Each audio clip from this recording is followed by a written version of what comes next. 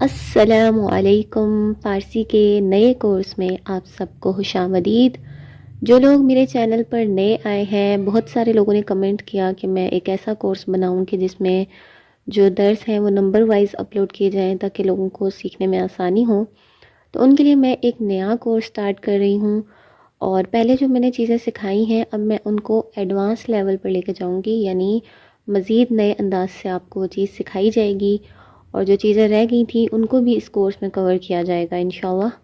تو آپ سب نے میرے چینل کو سبسکرائب رکھنا ہے، اور میری ہر آنے والی ویڈیو پہ آپ لوگ کمنٹ بھی کیا کریں تاکہ مجھے پتہ چلے کہ میرا سکھانے کا طریقہ جو ہے وہ آپ لوگوں کو سمجھ آ رہا ہے یا نہیں۔ تو اس کورس کا آج پہلا درس ہے۔ ہر جو لیسن ہوگا اس کا نمبر ساتھ لکھا ہوگا تاکہ آپ کے لیے ویڈیوز کو سرچ کرنا آسان ہو۔ تو پہلا درس جو ہے اس کا سٹارٹ کرتے ہیں۔ سب سے پہلے میں نے یہاں پر لکھا ہوا ہے آموزش فارسی، یعنی فارسی سیکھیں، فارسی کی تعلیم۔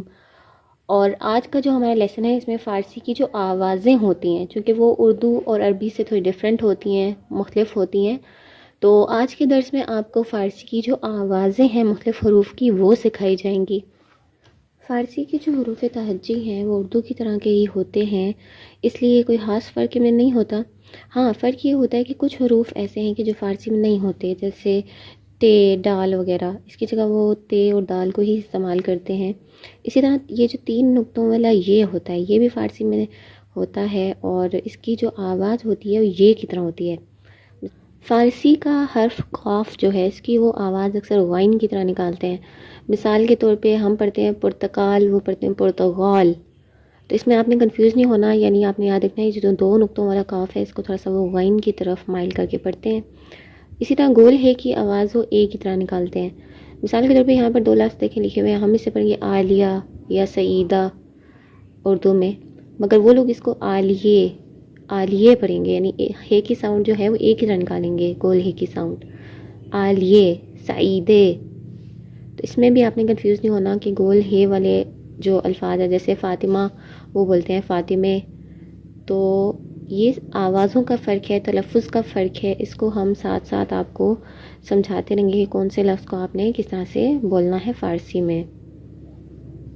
اور ایک اور جو فرق ہے وہ ہے الف کا، کہ الف کو اکثر وہ واؤ کی طرف مائل کر کے پڑھتے ہیں، جیسے ہم آن ورڈ ہے یہ یہاں پہ دیکھیں، اس کو ہم اردو میں پڑھیں گے آن، اب اردو والے اس کو آن پڑھیں گے، مگر جو فارسی والے ہیں وہ اس کو واؤ کی طرف مائل کرتے ہیں آ کو، تو وہ پڑھیں گے آن یا پھر اون، بالکل ہی واؤ کی طرح اس کو پڑھ دیتے ہیں، الف واؤ کی طرح۔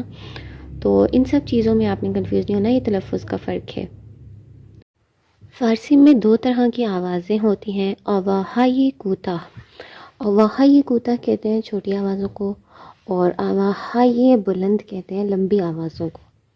اواہائی کوتا زیر زبر پیش کی آوازوں کے کہتے ہیں، مگر عربی میں ہم اسے پڑھتے ہیں آ ای او، اور فارسی میں اس کی ساؤنڈ ہوتی ہیں آ اے او، یعنی زیر کی جو آواز ہے وہ تھوڑی سی مجہول ہوتی ہے، آ اے او، اس طرح با بے بو، تا تے تو، سا سے سو، اس طرح سے ان کی ساؤنڈز ہوں گی۔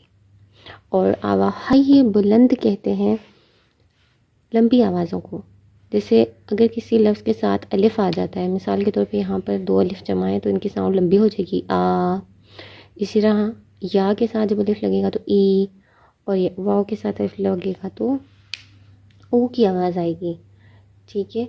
تو مثال کے طور پہ با کے ساتھ اگر الف لگے گا تو با، مگر اس آ کے بارے میں آپ نے یہ بات یاد رکھنی ہے کہ فارسی میں یہ جو آ ہوتا ہے اس کو وہ واؤ کی طرف مائل کر کے پڑھتے ہیں۔ آج کے لیے اتنا کافی ہے، نیکسٹ لیسن میں آپ کو باقی چیزیں، نئے الفاظ کیسے بنتے ہیں وغیرہ سکھایا جائے گا۔ دعاؤں میں یاد رکھیں، ویڈیوز کو لائک کرتے رہیں۔ خدا حافظ۔